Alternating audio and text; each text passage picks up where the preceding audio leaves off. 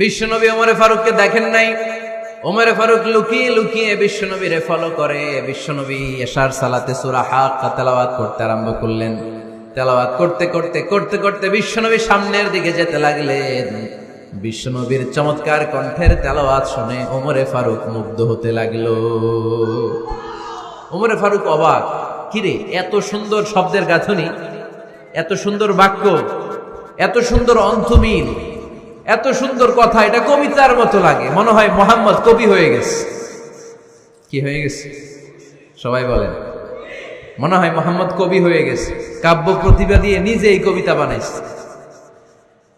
ওমরে ফারুক যখন মনে মনে ভাবলেন এগুলো মনে হয় মোহাম্মদ কবিতা পড়ে, মোহাম্মদ মনে হয় কবি হয়ে গিয়েছে। ইন দ্য মিন টাইম বিশ্বনবী তেলাওয়াত করছিলেন সূরা হাক্কা থেকে, ওয়ামা হুয়া বিকাউলি শাইরিন কলিলাম মা তুমিনুন। এই আয়াতের অর্থ হলো এটা কোনো কবির বানানো কবিতা নয়, তোমরা অল্প সংখ্যক লোকই এই কোরআনের উপরে ঈমান আনো।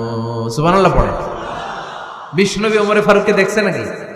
কথা কয় না, দেখেছে না? বিশ্বনবীর মতো তেলাওয়াত করে যাচ্ছে। ওমর ফারুক যখন মনে করলেন কি রে এই কথাগুলো এত সুন্দর, এটা মনে হয় কবিতা।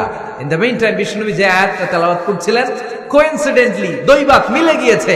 ওই আয়াতের অর্থ ছিল এটা কোনো কবির বানানো কবিতা না, খুব অল্প সংখ্যকই তোমরা ঈমান আনো। এবার তো ওমর ফারুক আটকে উঠলেন, ঘটনা কি?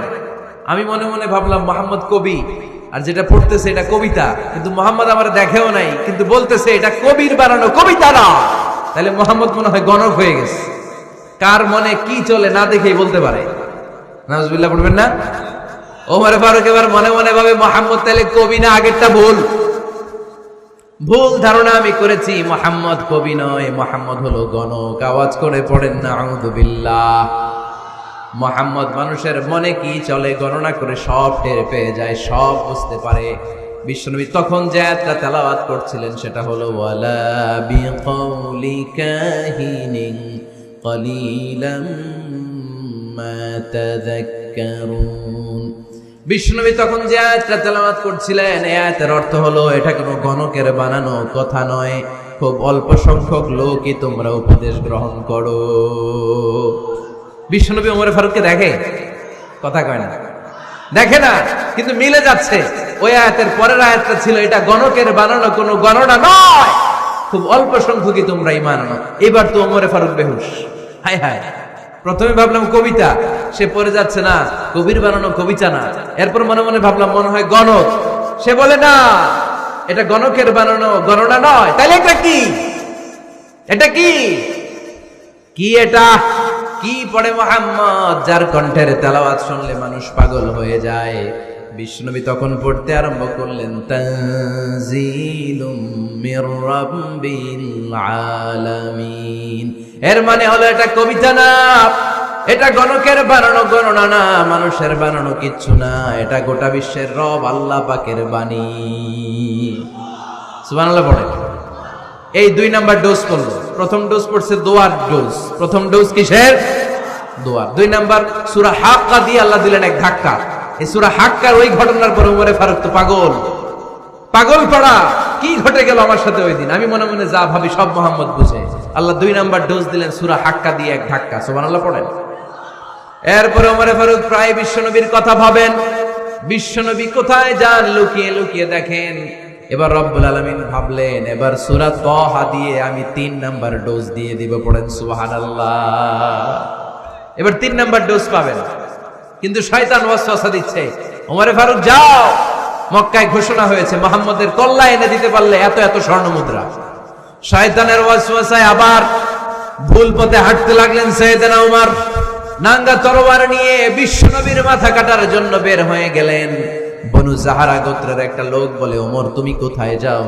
ওমরে ফারুক বলেন মুহাম্মাদের কল্লা কাটার জন্য যাচ্ছি। পড়েন নাউজুবিল্লাহ। আবু জাহারা গোত্রের লোক বলে তুমি মুহাম্মাদের কল্লা কাটতে যাও? আরে তোমার বোন ফাতিমা বিনতে খাত্তাব আর তোমার বোনের জামাই সাঈদ, এরা তো দুজন কালিমা পড়ে মুসলমান হয়ে গেছে। আরে মুহাম্মাদের কল্লা পরে কেটো, আগে ঘর সামলাও। যে ওমর, আগে ঘর সামলাও, পরে তুমি মুহাম্মাদের কল্লা কাটতে যাও। ওমরে ফারুক রেগে গেলেন, রাস্তা ঘুরিয়ে বাড়ির দিকে চলতে আরম্ভ করলেন। রাগে তিনি গড়গড় করছেন। ওমর ফারুকের বোন ফাতেমা বিনতে খাত্তাব, বোনের জামাই সাঈদ, তাদের দুইজনকে খাব্বাব রাদিয়াল্লাহু তাআলা আনহু সূরা তাহা ঘরের ভিতরে তেলাওয়াত করে শোনাচ্ছিল। পড়েন সুবহানাল্লাহ। সূরা তাহা দিয়ে আল্লাহ একটু পরে ধাক্কা মারবে আরেকটা। ওমর ফারুক যখন আসলেন, ওমর ফারুকের আওয়াজ শুনে খাব্বাব রাদিয়াল্লাহু তাআলা আনহু লুকিয়ে গেলেন। ওমর ফারুক দরজার মধ্যে কড়া নাড়লেন। বোন বলে, কে তুমি? সাইয়েদনা ওমর বললেন, আমি ওমর। খুলে দেওয়া হলো। ঘরের ভেতরে ঢুকেই কথা নাই বার্তা নাই, নিজের আপন বোনকে মারতে শুরু করলো ওমর। বোন জামাইকে আঘাত করতে শুরু করলো। মারতে মারতে নিজের কলিজার টুকরা বোনকে, বোনের জামাইকে সাইয়েদনা ওমর ফারুক পিটাতে পিটাতে রক্তাক্ত করে ফেললেন। গা দিয়ে ফিনকি বের হয়ে যখন রক্ত বের হয়, সাইয়েদনা ওমর ফারুকের দিলের মধ্যে মায়া তৈরি হয়ে যায়। সাইয়েদনা ওমর ফারুক বললেন, আমার কলিজার টুকরা বোন আর বোন জামাই, তোরা কেন মুহাম্মাদের কথায় পাগল হলি? বুঝলাম না কেন মক্কার লোকগুলো পাগল পড়া হয়ে সব মুহাম্মাদের দলে চলে যায়। কি এমন কথা মুহাম্মদ তোদের শোনায়, কি এমন বাণী তোদের শোনায় যে বাণী শুনে সব তোরা মুহাম্মাদের দলে চলে গেলি? কি আছে মুহাম্মাদের কাছে? কি কি জাদুটা? কি কি জাদু পেলি সেখানে? আমার একটু দেখা। বোন ফাতেমা বলে, না ভাই, ইন্নাকা রিজিস, তুমি নাপাক। লা ইয়ামাসসুহু ইল্লাল মুতাহহারুন, পাক পবিত্র না হয়ে আল্লাহর এই কালামে স্পর্শ করা যায় নাকি? আওয়াজ করে বলেন, স্পর্শ করা যায়? ভাই তুমি গোসল করে আসো, তাহলে তোমার হাতে তুলে দিব, তুমি পড়লেই বুঝতে পারবা কি আছে আল্লাহর এই কোরআনে।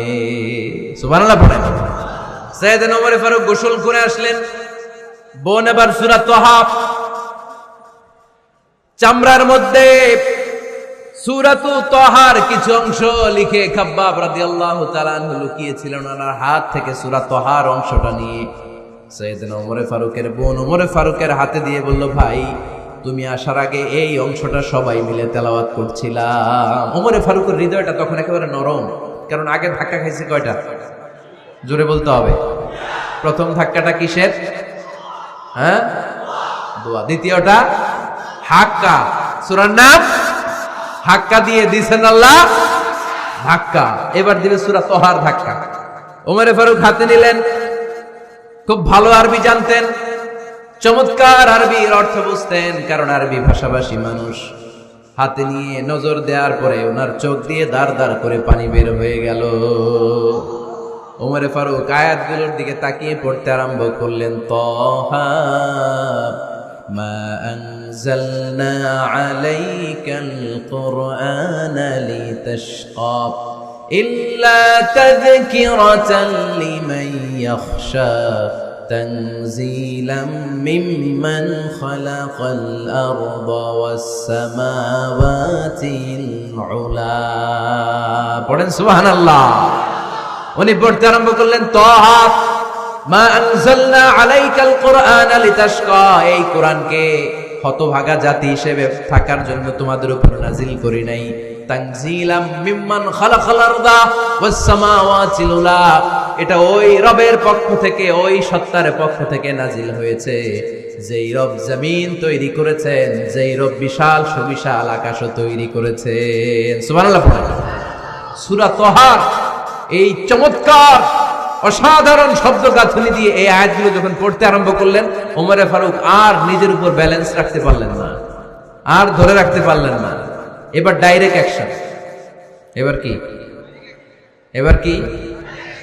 3 নাম্বার ধাক্কা খেয়ে, সূরা তাহার ধাক্কা খেয়ে আর সামলাতে পারলেন না, পাগলের মতো হয়ে গেলেন। বলতে আরম্ভ করলেন, আইনা মুহাম্মদ, মুহাম্মদ কোথায়?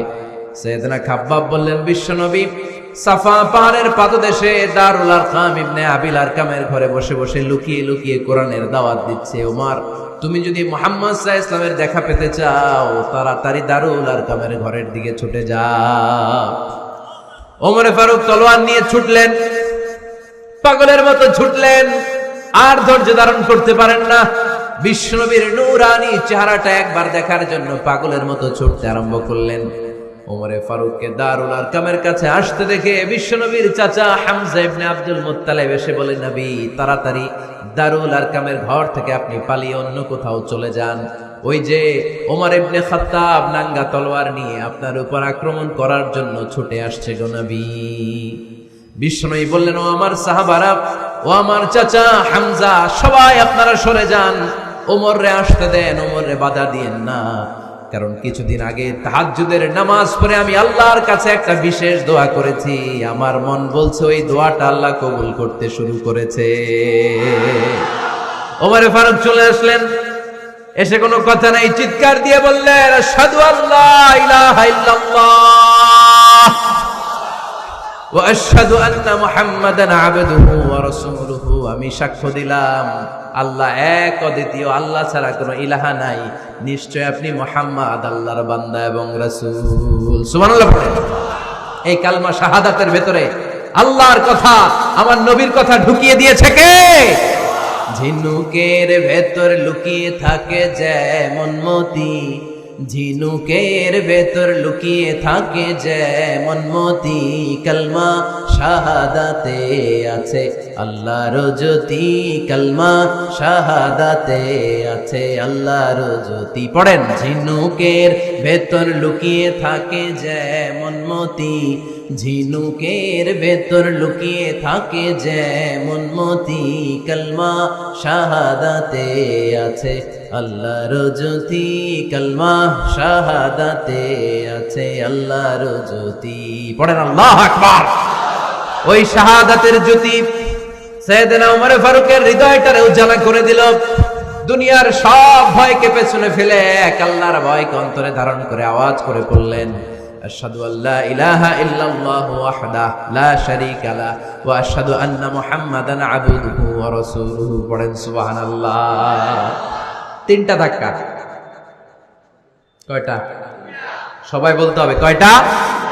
প্রথম ধাক্কাটা দোয়া, দ্বিতীয় ধাক্কা হাক্কা, তৃতীয় ধাক্কা সূরা তাহা। তিনটা ধাক্কার মাধ্যমে সাইয়েদনা ওমর ফারুককে মুসলমানদের লিডার বানায় দিল কে? ওমর ফারুক কালিমা পড়ে মুসলমান হয়ে গেছে। মুসলিম সাহাবাদের মধ্যে আনন্দের বন্যা বয়ে গেল। বিশ্বনবী খুশি হয়ে গেলেন, আল্লাহ শুকরিয়া করলেন, আল্লাহ তুমি আমার দোয়া ফিরিয়ে দাও নাই, আমি বলেছি দুজনের একজনকে চাই, তুমি ওমর ফারুককে দান করেছো। পড়েন আলহামদুলিল্লাহ। এবার ওমর ফারুক বিশ্বনবীর প্রশ্ন করলেন, নবী আলাসনা আলাল হক, আমি প্রশ্ন করি উত্তর দেন, আমরা কি সত্যের উপর নাই? বিশ্বনবী বললেন, বালা ওমর, আমরা এই সত্যের উপরে আছি। আমাদের কোরআন কি সত্য নয়? বিশ্বনবী বললেন, কোরআনও সত্য। আমাদের রব আল্লাহ কি সত্য নন? বিশ্বনবী বললেন, সত্য। ওমর ফারুক বললেন, তাহলে ফিমাল ইখতিফা, তাহলে লুকিয়ে লুকিয়ে আর গোপনে দাওয়াতি কাজ কেন? আপনি সত্য নবী, কোরআন সত্য কিতাব, আমার রব আল্লাহ সত্য, আর আমি ওমর কালিমা পড়ে মুসলমান হয়ে গিয়েছি, তাহলে ফিমাল ইখতিফা, আর লুকিয়ে লুকিয়ে কোরআনের দাওয়াত দিবেন কেন? বের হন, মক্কার শহরের মাঝখানে চলে আসেন, চিৎকার করে আমরা আল্লাহর নামের ঘোষণা দেব। বিশ্বনবী বললেন, না ওমর,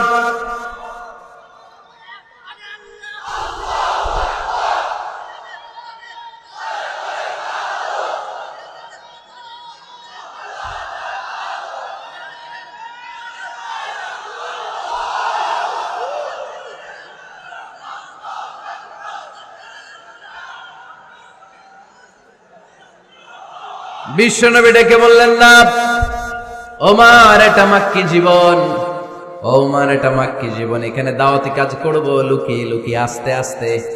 আল্লাহ যখন আমাদেরকে বিজয়ী করে দিবেন, তখন আমরা প্রকাশ্যে দাওয়াত দিলে কোনো সমস্যা নাই। সাইয়েদনা ওমর ফারুক বলেন, না ও নবী, আমার উপর ছেড়ে দেন, আমি দেখবো আপনি আমারে শুধু মক্কার জামিনে একটা মিছিল দেওয়ার অনুমতি দেন। কিসের অনুমতি? আল্লাহর নামের তাকবীর দেওয়ার অনুমতি দেন। বিশ্বনবী বললেন, ঠিক আছে, সাবধানে তাকবীর দিও। ওমর ফারুক তাকবীর দেওয়ার জন্য লোক খুঁজতে আরম্ভ করলেন। মুসলিম 11 জন সাহাবাকে খুঁজে পেলেন। কয়জন? ওমর ফারুক বললেন 11 জনই চলবে।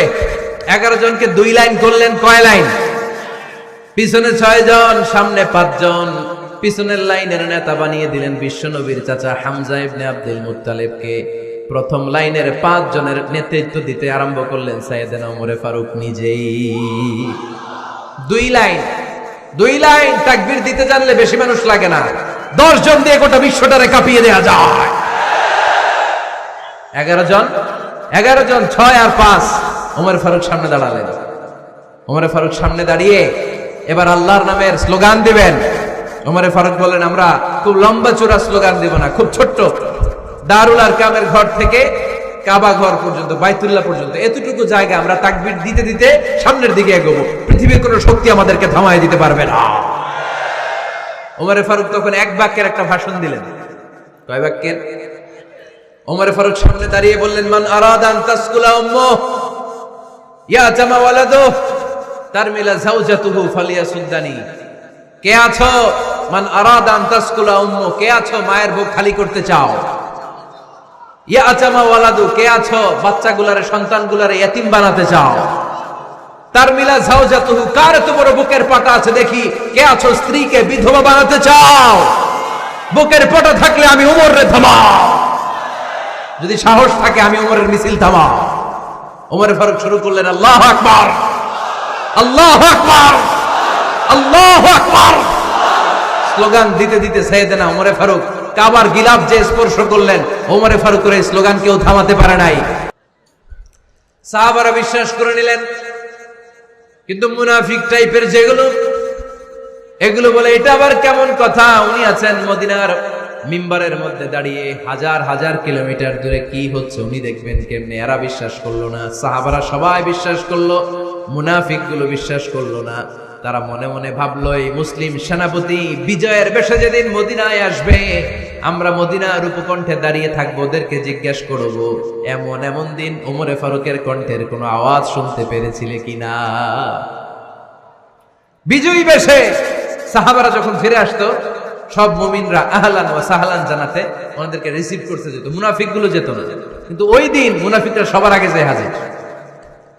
মুসলিম সেনাপতি যখন ঢুকলো, জিজ্ঞেস করলো, মুসলিম সেনাপতি এত দিন আগের কথা, জুমার দিন দুপুর বেলা যুদ্ধক্ষেত্রে হঠাৎ করে আমিরুল মুমিনিনের কোনো কথা তুমি তোমার কান দিয়ে শুনতে পেরেছিলে কিনা বলো। সেনাপতি বলল, তোমরা কেমন করে বুঝলা, কেমন করে তোমরা জানলা? তোমরা ঠিকই জেনেছো, ঠিকই ধরেছো, ঠিকই বলেছো। যুদ্ধের কঠিন মুহূর্তে ভুল করে আমি উপত্যকার দিকে মুসলিম বাহিনীকে নিয়ে ছুটতে আরম্ভ করেছিলাম, হঠাৎ করে আমিরুল মুমিনিনের একটা কণ্ঠ আমার কানের ভেতরে ভেসে আসলো। আমি শুনতে পেলাম, ইয়া সারিয়া তাবনা জানিমিল জাবাল, ডান দিকে উপত্যকার দিকে যেও না, তাড়াতাড়ি বাম দিকে পাহাড়ের উপর চড়ে যাও। শুনেছি আমি নিজে শুনেছি।